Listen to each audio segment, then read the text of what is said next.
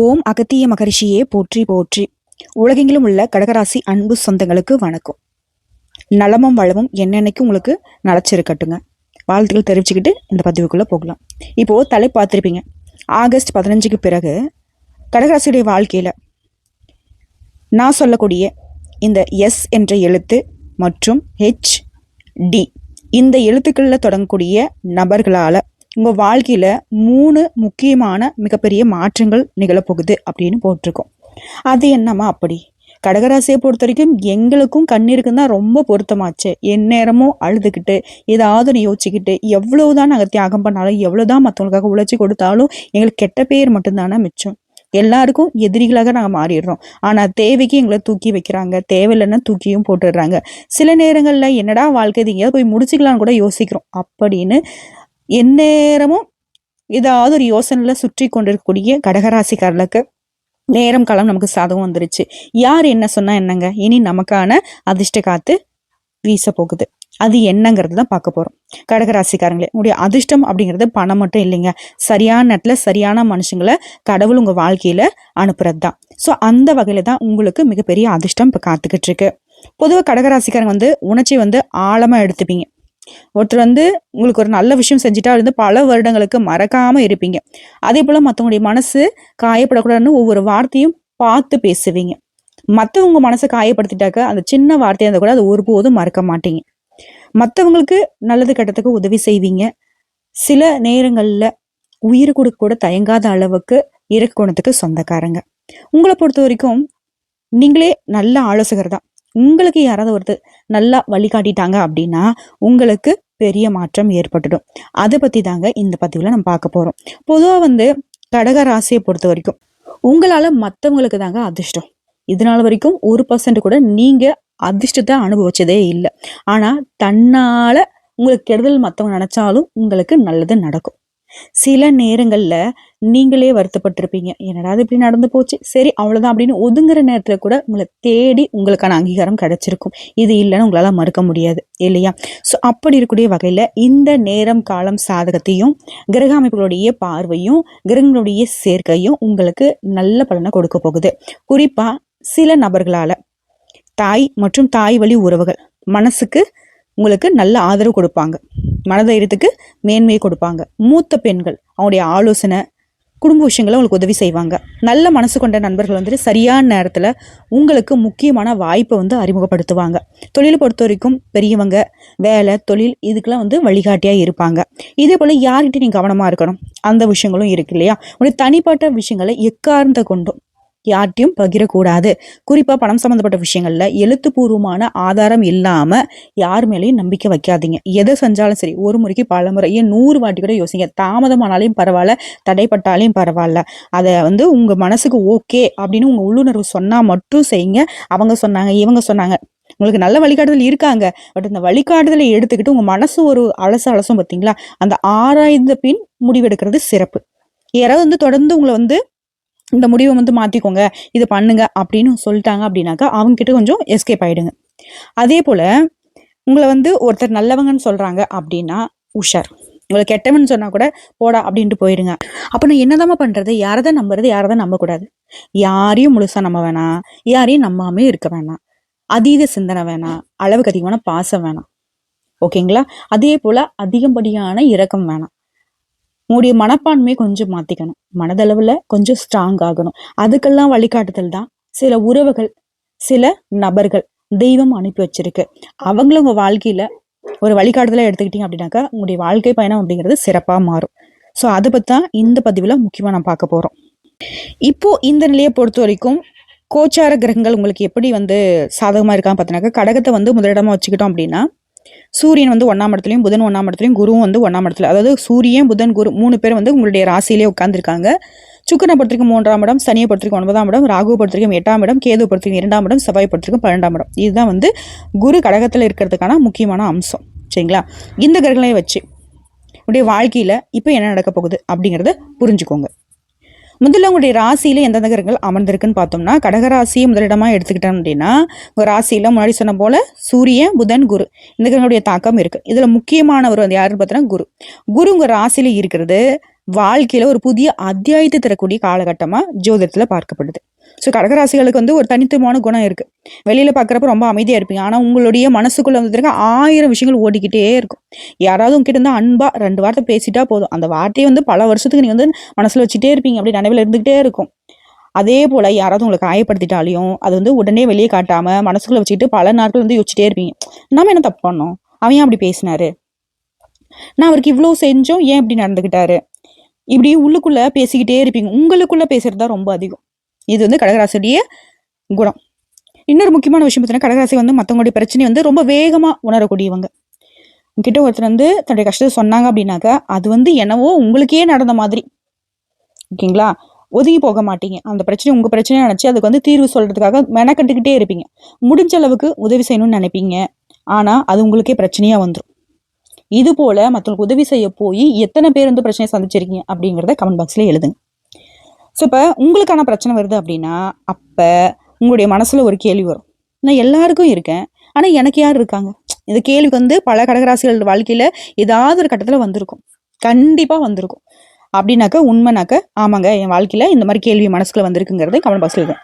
அதனாலதான் உங்களுக்கு இப்போ வரக்கூடிய மிகப்பெரிய மாற்றம் அப்படிங்கிறது பணம் மட்டும் கிடையாது, மனசுல ஒரு தெளிவு வரப்போகுது. யார் உண்மையானவங்க, யார் தேவையாக மட்டும் நம்ம கிட்ட வராங்க, யாரை நம்பலாம், யார்கிட்ட எல்லாத்தையும் சொல்லலாம், யார்கிட்ட எல்லாத்தையும் சொல்லக்கூடாது, இப்படி கொஞ்சம் கொஞ்சமா உங்களுக்கு புரிய ஆரம்பிக்க போகுது. இப்போ உங்க ராசிக்குள்ள குருடைய தாக்கம் இருக்கிறதுனால உங்களுடைய தன்னம்பிக்கை அப்படிங்கிறது மீண்டும் கட்டி எழுப்ப வேண்டிய காலம் இது. நீங்க இது வரைக்கும் தள்ளி போட்ட விஷயங்களை ஒண்ணு பின்னாடி ஒண்ணா தாராளமா நீங்க செய்யலாம், ஓகேங்களா. குரு வந்து நல்ல நிலையில இருக்காரு அப்படிங்கிறதுனால எல்லாத்தையும் கண்மூடித்தனமாவும் நம்பக்கூடாது. அது ஏன்னு கேட்டீங்கன்னாக்கா உங்களை பொறுத்த வரைக்கும் 8ஆம் இடத்துல ராகுடைய தாக்கமும் 2ஆம் இடத்துல கேதுடைய தாக்கமும் இருக்கு. இதனால பணம் சம்பந்தமான விஷயங்கள்ல அவசரம் காட்டக்கூடாது. யாராவது வந்து உடனே பணம் போடுங்க பெரிய லாபம் கிடைக்கும் அப்படின்னு சொன்னா கூட விசாரிச்ச பின்னாடி முடிவெடுங்க. என்ன கேட்டா தவிர்க்கிறது ரொம்ப சிறப்பு. குடும்பத்துல பேச்சுவார்த்தைகள்ல கவனம் தேவை. நீங்க சொல்றது ஒரு வார்த்தை அது வந்து மத்தவங்க வேற விதமா எடுத்துப்பாங்க. இந்த சூழ்நிலை வரும். ஆல்ரெடி வந்து சந்திச்சிருப்பீங்க கடகராசிக்காரங்க. நம்ம ஒண்ணு சொல்ல போய் அது வேற மாதிரி போய் பிரச்சனைக்கு வந்திருக்கும். அதுலயும் கவனமா இருங்க. அதே போல கோபத்துல பேசாதீங்க, யோசிச்சு பேசுங்க. அது ரொம்ப ரொம்ப நமக்கும் நல்லது, நம்ம சுத்தி இருக்கணும் நல்லது. அதே போல 9ஆம் இடத்துல சனியுடைய தாக்கம் இருக்கிறதுனால அதிர்ஷ்டத்தை மட்டும் எதிர்பார்க்காம உழைப்பை வந்து தொடர்ந்து பண்ணணும். எனக்கு நல்ல காலம் வந்துருச்சு இனிமேல இருந்து நான் எதுவும் செய்ய மாட்டேன் அப்படின்னு விடக்கூடாது. எனக்கு நல்ல காலம் வந்துருச்சு இனிமேல் வந்து ரொம்ப உழைக்க போறேன் அப்படின்னும் பண்ணக்கூடாது. அளவா திட்டம் போட்டு நேரம் காலத்தை சரியா பயன்படுத்தணும், ஓகேங்களா. கடகராசிக்காரங்களே உங்களுக்கான கதவு திறந்துருச்சு. ஆனா அந்த கதவு வழியா நடந்து போகிறதுக்கு நீங்க ரெடியா இருக்கணும். இதுதான் இந்த காலகட்டத்தினுடைய மிக முக்கியமான செய்தி. செவ்வாய் வந்து 12ஆம் இடத்துல தாக்கத்தை ஏற்படுத்துறாரு. தேவையில்லாத செலவும் வரும், அவசர முடிவும், தூக்கு குழப்பம், இந்த மாதிரி விஷயங்கள்ல ஒழுக்கம் தேவை, ஓகேங்களா. வெளிநாடு தொலைதூர பயணம் வெளியூர் பயணம் இந்த மாதிரி விஷயங்கள்ல முயற்சி செய்றீங்க அப்படின்னாக்க வாய்ப்புகளை வந்து ஆராய்ஞ்சு பார்த்துக்கோங்க. வாய்ப்புகள் வரும், ஆனா ஆவணங்களை சரி பார்க்காம யாரையும் நம்பி பணம் கொடுக்கறதோ யாரையும் நம்பி போறதோ மற்றவங்களுக்கு ஜாமீன் கையெழுத்து போறதோ இந்த மாதிரி விஷயங்கள்ல கவனமா இருக்கணும். அதுபோல சுக்கிரன் 3ஆம் இடத்துல இருக்கிறதுனால முயற்சி, தொடர்பு, திறமை, கலைகள்ல ஆர்வம், பேச்சு, எழுத்து இந்த மாதிரி விஷயங்கள்ல கவனம் செலுத்துறவங்களுக்கு உடைய திறமையை வந்து வெளிப்படுத்த நல்ல சூழல் உருவாகும். இப்ப கடகராசிகளுக்கு ஒரு விஷயம் தோணும், எதை நம்ம செய்யறது எதை தான் செய்யக்கூடாது, ஓகேங்களா. ஒரு விஷயம் பண்ணலாம், உடைய பழைய பயத்தை விட்டுடுங்க. என்னால முடியுமா அந்த கேள்வி வரக்கூடாது. நான் தோத்துட்டா என்ன செய்யறது அப்படின்னு நினைக்கக்கூடாது. மற்றவங்க என்ன சொல்லுவாங்க இதெல்லாம் யோசிச்சுக்கிட்டு இருந்தீங்கன்னா வாய்ப்புகள் வந்து வாசப்படியில் நின்னாலும் அது நம்ம வந்து ஒன்றும் பண்ண முடியாது, நம்மளை தாண்டி போயிடும், ஓகேங்களா.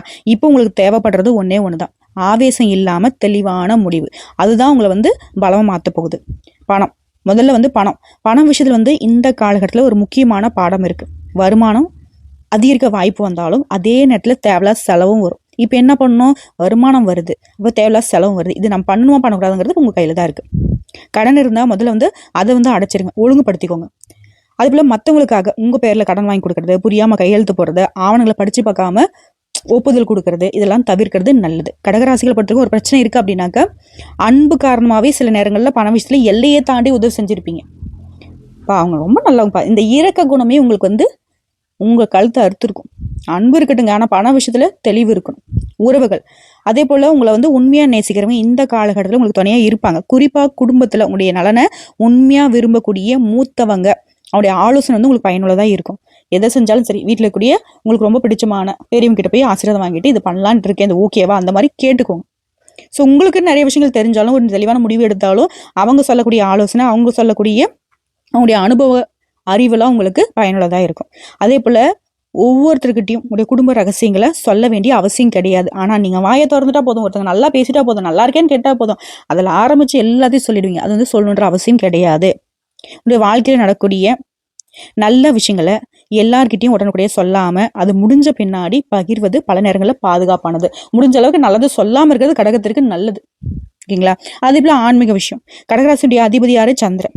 இதனால மன அமைதியை வளர்க்குறது ரொம்ப முக்கியம். திங்கக்கிழமையில சிவபெருமான வழிபாடு பண்ணுங்க. முடிஞ்ச அளவுக்கு அனுதினமும் தியானம் பண்ணுங்க. வாய்ப்பு கிடைக்கிறப்பெல்லாம் அம்மன் கோயிலுக்கு போயிட்டு வாங்க. மிக முக்கியமா உங்களுடைய குலதெய்வத்தை மறக்காதீங்க. மாசத்துக்கு ஒரு முறையாவது குலதெய்வத்தை நினைச்சு வழிபாடு செய்யறது, முடிஞ்ச அளவுக்கு அடிக்கடி கோயிலுக்கு போயிட்டு தரிசனம் பண்றது, நல்ல ஆன்மீக பழக்கத்தை வளர்த்துக்கோங்க. திங்கக்கிழமை காலையில அல்லது மாலையில அமைதியா உட்காந்து ஓம் நமக் சிவாய இந்த மந்திரத்தை அமைதியாக ஒரு 108 முறை 1008 முறை சொல்லி மனசை வந்து ஒருமுகப்படுத்திக்கிறதுக்கு பார்த்துக்கோங்க. மற்றவங்களுக்கு முடிஞ்ச அளவுக்கு உணவு வழங்குறது, உதவி தேவைப்படுறவங்களுக்கு மட்டும் உதவி செய்யறது, இந்த மாதிரி அரசியல்களை தொடர்ந்து பண்ணுங்க. திரும்பவும் சொல்ற கடகராசி, உதவி தேவைப்படுறவங்க ஆராய்ந்து உதவி பண்றது ரொம்ப சிறப்பு. அதோட போனாலும் பரவாயில்ல, அளந்து போடு அப்படின்வாங்க இல்லையா? அது போலதான் கடகராசிக்காரங்களே, உங்களுக்கு வரக்கூடிய நல்ல காலத்தினுடைய உண்மையான அர்த்தம் என்னன்னு தெரியுமா? பணம் மட்டும் கிடையாது, மன அமைதி. உண்மையான மனுஷங்களை அடையாளம் காண்றது, தேவையில்லாத உறவுலேருந்து விலகிறது, உடைய திறமையை வந்து நீங்களே நம்ப ஆரம்பிக்கிறது, குடும்பத்துக்காக ஒரு நிலையான வாழ்க்கையை உருவாக்குறது, இதுதான் உண்மையான முன்னேற்றம். அதனால இனிமேல் வந்து ஒரு விஷயத்த வந்து மனசுல வச்சுக்கோங்க, எல்லாரையும் சந்தோஷப்படுத்தணுங்கிற அவசியம் எனக்கு இல்லை. இதை வந்து நல்ல தெளிவாக புரிஞ்சுக்கோங்க. என் வாழ்க்கையை நேர்மையாக நான் வாழ போகிறேன், இதுதான் என்னுடைய கடமை, இதுதான் என்னுடைய உரிமை அப்படிங்கிறத முடிவு பண்ணிட்டீங்கன்னா கடகத்துடைய ஆட்சி இனி உச்சம்தான். ஓகேங்களா? இந்த எண்ணம் வந்துருச்சு அப்படின்னாவே கடகராசியுடைய வாழ்க்கையில் மிகப்பெரிய மாற்றம் ஆரம்பமாகிடும். உங்களுடைய நல்ல மனசை விட்டுற வேண்டாம். ஆனால் அந்த நல்ல மனதோடு சேர்ந்து எல்லாத்தையும் கற்றுக்கோங்க. எல்லாத்தையும் அப்படிங்கிறது எல்லை. ஒருத்தர் மேலே பாசம் வைக்கிறீங்களா, அளவாக வைங்க. ஒருத்தருக்கு உதவி பண்ணுறீங்களா, அளவாக பண்ணுங்க. எல்லாத்துக்கும் ஒரு அளவு லிமிட். என்னைக்கு வந்து கடகத்தை வந்து கற்றுக்குறீங்களோ அப்போ இருந்து நீங்கள் நல்லா இருக்க ஆரம்பிப்பீங்க. சரிங்களா? எல்லையே கற்றுக்கோங்க, உதவி செய்யுங்க. உங்களை நீங்களே இழந்து உதவி செய்யாதீங்க, அன்பு கொடுங்க. ஆனால் உங்களையும் மதிக்காதவங்க கிட்ட உங்களுடைய முழு மனதையும் ஒப்படைக்காதீங்க. இறைவனை நம்புங்க, அதே நேரத்தில் உங்களுடைய முயற்சியும் நம்புங்க. கடகராசிக்காரர்களுக்கு இந்த காலகட்டத்தினுடைய மிகப்பெரிய வெற்றி உங்களுடைய வாழ்க்கையினுடைய கட்டுப்பாட்டை மீண்டும் தன்னுடைய கையில் எடுத்துக்கிறது தான். சரிங்களா? அடுத்தது வேலை, தொழில், பணம், குடும்பம். இப்போ உங்களுடைய வேலை தொழில் விஷயத்துல மிக முக்கியம் பார்க்க வேண்டிய விஷயம்னு பார்த்தோம்னா, உழைப்புக்கு ஏற்ற அங்கீகாரம் கிடைக்காம இத்தனை நாள் உங்களுக்கு ஒரு மனக்குறைய இருந்துச்சு இல்லையா? நான் இவ்வளோ வேலை செய்கிறேன், ஆனால் பேர் மட்டும் வேற ஒருத்தருக்கு போதே. பலமுறை நினச்சிருப்பீங்க. குறிப்பாக கூட வேலை பார்க்குறவங்களே பதவி உயர்வு வாங்கியிருப்பாங்க. நீங்கள் செஞ்சு கொடுத்த வேலைக்கு மற்றவன் வந்து சாதனையாக காட்டியிருப்பான். ஆனால் இனிமே நீங்கள் செய்யக்கூடிய வேலையை பதிவு செய்து வச்சுக்கோங்க. ஆனால் அது எப்படிமா பதிவு பண்ணுறது? சில நேரங்களில் நமக்கும் வந்து விளம்பரம் தேவைதான். இதை நான் தான் செஞ்சேன், இது என்னோடது, எல்லாத்தையும் நீங்கள் வந்து வெளிக்காட்ட ஆரம்பிங்க. மேல் அதிகாரியும் உங்களுடைய திறமையை வந்து புரிஞ்சுக்கிற மாதிரி சரியான முறையில் வெளிப்படுத்துங்க. இந்த காலகட்டத்தில் உங்களுடைய திறமையை வந்து வெளியில் தெரியக்கூடிய வாய்ப்பு உருவாக்கணும். வரும் வாய்ப்பு அனைத்துனால வந்துட்டு பரவாயில்ல நான் செஞ்சு தானே போக அப்படின்னு மறைச்சிட்டு போனீங்க பார்த்தீங்கன்னா அதெல்லாம் வேணாம். புதிய பொறுப்பு கிடைக்கும், பதவி உயர்வு கிடைக்கும், சம்பள உயர்வுக்கான வாய்ப்பு இருக்குது, வேற ஒரு நிறுவனத்துலேருந்து நல்ல வாய்ப்புகள் கிடைக்கும். ஆனால் ஒரு விஷயம், வாய்ப்பு வந்த உடனே வேலையை விட்டுறாதீங்க. புதிய வேலை, சம்பளம், பணி சூழல், பொறுப்பு எல்லாத்தையும் ஒரு தெளிவாக ஒரு விசாரிச்ச பின்னாடியே முடிவு எடுக்கணும். அதே போல் தொழில் செய்கிறவங்க, தொழில் செய்யக்கூடிய கடகராசியை பொறுத்த வரைக்கும் உங்களுக்கான முக்கியமான மாற்றம், வாடிக்கையோட எண்ணிக்கை வந்துட்டு அதிகமாகும். நீண்ட நாட்களாக வராமல் இருந்த வாடிக்கையாளர் மீண்டும் வருவாங்க, புதிய வாடிக்கையாளர் வந்து அறிமுகமாவாங்க. நீங்கள் முன்னாடி முயற்சி செஞ்சு முடியாமல் இருந்த ஒரு தொழில் மீண்டும் தொடர்பு வரும், நீங்கள் முன்னேற ஆரம்பிப்பீங்க. ஆனால் இங்கே ஒரு எச்சரிக்கை, கூட்டொழில் செய்கிறீங்களா, கணக்கு விஷயத்தில் ரொம்ப தெளிவாக இருக்கணும். அவர் நம்ம ஆளு, அவர் நம்பலாம், இந்த வாய்மொழி நம்பிக்கைலாம் பணத்தை ஒப்படைக்காதீங்க. எல்லாத்தையும் எழுத்துப்பூர்வமாக எழுதி வாங்கிக்கோங்க, கணக்கு வச்சுக்கோங்க, கணக்கு பாருங்க. நீங்கள் நல்ல மனசு கொண்டவங்க, எல்லாரையும் நம்பி மனசை ஒப்படைச்சிடுவீங்க. நம்பிக்கைக்குதுன்னு பணத்தை கண்ணு மூடித்தனமாக கொடுத்துருவீங்க. ஆனால் சிலர் வந்து உங்கள் நல்ல மனசை வேற விதமாக பயன்படுத்துறதுக்கு வாய்ப்பு அதிகம். அதனால நல்ல மனசு இருக்கட்டும், ஆனால் கணக்கு விஷயத்தில் கராராக இருங்க. அதே போல் பணத்தை பற்றி பார்க்கலாமா? பணம் வந்தாலும் அது எங்கே போகுதுன்னு தெரியாமல் இருந்துச்சு இத்தனை காலம். ஒரு செலவு முடிஞ்சால் இன்னொரு செலவு, ஒரு கடன் அடித்தா இன்னொரு கடன், ஒரு பிரச்சனை முடிஞ்சால் இன்னொரு பிரச்சனை, இப்படி தொடர்ந்து ஓடிக்கிட்டே இருந்த உங்கள் நிலையில் மாற்றம் வருது. முதல்ல நீங்கள் செய்ய வேண்டிய விஷயம் ஒன்றே ஒன்று தான், வருமானத்தை விட செலவை கட்டுப்படுத்த கற்றுக்கணும். பணவரவு அது மட்டும் நம்மளுடைய செல்வம் இல்லை, பணத்தை வந்து தக்க வச்சுக்கிறது தான் உண்மையான செல்வம். அதனால இந்த காலகட்டத்தில் சேமிப்புக்கு முக்கியத்துவம் கொடுங்க. தேவையில்லாத பொருட்களை வாங்குறத குறைச்சிக்கோங்க. மற்றவங்களுக்காக கடன் வாங்குறத தவிர்த்துக்கோங்க. உங்களுடைய பெயரில் மற்றவங்களுக்காக கையெழுத்து போகிறதுல ரொம்ப ரொம்ப கவனமாக இருங்க. குடும்பத்தை பொறுத்த வரைக்கும் குடும்பம் அப்படிங்கிறது வந்து கடகராசிக்கு சாதாரண விஷயம் கிடையாது. உங்களுடைய அமைதியே குடும்பத்துடைய அமைதி தான். இப்போ குடும்பத்தில் யாருக்காவது ஒரு பிரச்சனை அப்படின்னாக்கா அது உங்களுடைய பிரச்சனையை நீங்கள் எடுத்துப்பீங்க. அதனால குடும்பத்தில் சின்ன சண்டை ஏற்பட்டாலும் அதை வந்து மனசில் போட்டு பெருசாக எடுத்துக்காதீங்க. அது வந்து எந்த அளவுக்கு வந்து சரி பண்ணணுமோ அதை மட்டும் பாருங்க. சில மனக்கசப்புகள், பழைய மனக்கசப்புகள் வந்துட்டு மெதுவாக குறைய வாய்ப்பு இருக்கு. முதல்ல நீங்க செய்ய வேண்டியது குடும்பத்தை பொறுத்த வரைக்கும் பழைய விஷயங்களை வந்து மீண்டும் மீண்டும் கிளறாம இருக்கிறது. அப்போ நீ இப்படிதான் செஞ்ச, இப்ப நீ இப்படிதான் செஞ்ச, அந்த நாள்ல நீ இப்படிதான் பேசின, இப்படி பழைய கணக்கு எடுத்து திருப்பணும் பிரச்சனையை பெருசாக்காம கடந்து போங்க. இனிமே எப்படி வாழணுங்கிறத மட்டும் பாருங்க. கணவன் உறவு பொறுத்த வரைக்கும் கடகராசி உங்க வாழ்க்கையில 3வது நபருடைய பேச்சால கணவன் மனைவி கிட்ட தவறான புரிதல் வரத்துக்கு சூழ்நிலை இருக்கு. இனிமே ஒரு விஷயத்த மட்டும் கடைபிடிங்க. உங்க வாழ்க்கை துணையை பத்தி மத்தவங்க கிட்ட கேட்டு தெரிந்து கொள்ளாதீங்க. நேரடியாக அவங்க கிட்ட போய் பேசுங்க. மற்றவங்க சொன்ன வார்த்தையை வச்சு முடிவு எடுக்காதீங்க. கடகராசிகளை பொறுத்தவரைக்கும் சந்தேகத்தை விட்டுடுங்க. மனசுக்குள்ள வந்து பெருசா வளர்த்துக்கிட்டு போகாதீங்க. சந்தேகம் வந்து அப்படின்னாக்கா அமைதியா உட்காந்து பேசுங்க. அப்படி பண்ணினா மட்டும் உறவுகளில் நல்ல புரிதல் இருக்கும். திருமணம் ஆகலை அப்படின்னாக்க திருமண வயதில் கூடிய கடகராசிகளுக்கு புதிய தொடர்புகள் வரக்கூடிய காலகட்டம். குடும்பத்தின் மூலமாகவோ நண்பர்கள் மூலமாகவோ உறவுக்காரங்க மூலமாகவோ ஒரு நல்ல அறிமுகம் வரும். ஆனா இவர் வந்துட்டாரு உடனே முடிவு செஞ்சிடலாம் அப்படின்னு மட்டும் அவசரப்படுத்தீங்க. குணம், குடும்ப சூழல், கல்வி, வேலை, எதிர்கால எண்ணங்கள் இது எல்லாத்தையும் நல்லா புரிஞ்சுக்கிட்டு அதுக்கப்புறமா முடிவெடுங்க.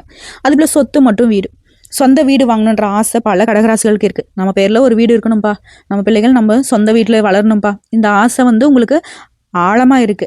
அந்த ஆசைக்கு முயற்சிறவங்க இந்த காலகட்டத்தில் திட்டமிட்டு செயல்படுங்க. நிலம், வீடு வாங்கக்கூடிய யோகம் இருக்கு. ஆனா இது வந்து ஒரு முக்கியமான விஷயம். ஸோ ஆவணங்களை முழுமையாக சரி பார்க்கணும். முன்பணம் கொடுக்காதீங்க. வாய்மொழி வாக்குறுதியை நம்பி எதையும் பண்ணக்கூடாது. உரிமை யார் பேர்ல இருக்கா, ஆவணங்கள் இருக்கா, வில்லங்க இருக்கா, அனுமதி எல்லாத்தையும் சரி பார்த்த பிறகே பணம் கட்டணும். குழந்தைகளை பொறுத்த வரைக்கும் அவருடைய கல்வி எதிர்காலத்தை பத்தி கவலைப்பட்டுட்டே இருக்காதீங்க. குழந்தைகள் எதிர்பார்த்த மதிப்பெண் எடுக்கலையே, உன்னால முடியாதா அப்படின்னு சொல்லி வருத்தப்படாதீங்க.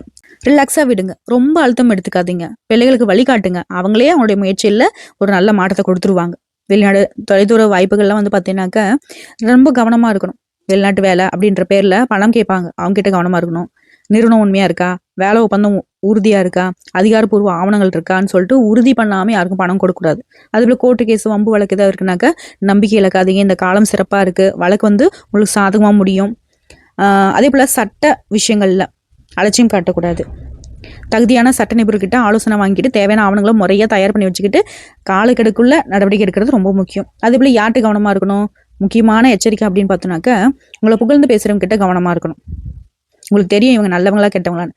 மனுஷங்களை வந்துட்டு மதிப்பிட கற்றுக்கோங்க. தொடர்ந்து உங்களுடைய நம்பிக்கையை வந்து யார் மீறுறாங்களோ அவங்கள ஒதுக்கி வைங்க. பண விஷயத்துல குழப்பம் செய்யாதீங்க. குடும்ப விஷயங்களை வெளியில சொல்லாதீங்க. உங்களை முன்னெடுத்து யார் தடுக்கிறாங்களோ அவங்கள விட்டு விலகிருங்க. அப்படின்னா அந்த நபர்கிட்ட தேவையான அளவு எல்லாம் வச்சுக்கோங்க. கடகராசியில பொறுத்தவரைக்கும் மிகப்பெரிய பலம் உங்களுடைய நல்ல மனசு தான். அதே நல்ல மனசு தான் சில நேரங்களில் உங்களை வந்து பலவீனமா மாத்துது. அதனால இனிமே நல்லவரா இருங்க. ஆனா எல்லாருக்கிட்டையுமே உங்களை வந்து முழுசா ஒப்படைக்காதீங்க. அன்பு காட்டுங்க. உங்களுடைய வாழ்க்கையுடைய கட்டுப்பாட்டை மற்றவங்க கிட்ட கொடுக்காதீங்க. இந்த ஒரு மாதத்தை நீங்க செஞ்சிட்டீங்க அப்படின்னாக்க இந்த காலகட்டத்தில் உங்களுக்கு கிடைக்கக்கூடிய நல்ல வாய்ப்புகள் உங்களுடைய புத்திசாலித்தனத்தால பயன்படுத்தினேன் அப்படின்னாக்க உங்களை போற ஒரு அதிர்ஷ்டசாலியை இந்த உலகத்துல பார்க்க முடியாது. நல்லதே நடக்கும், நல்லது மட்டுமே நடக்கும். இதோட உங்களுக்கு அதிர்ஷ்டம் தரக்கூடிய எழுத்துக்களை சொல்லிட்டேன். HD.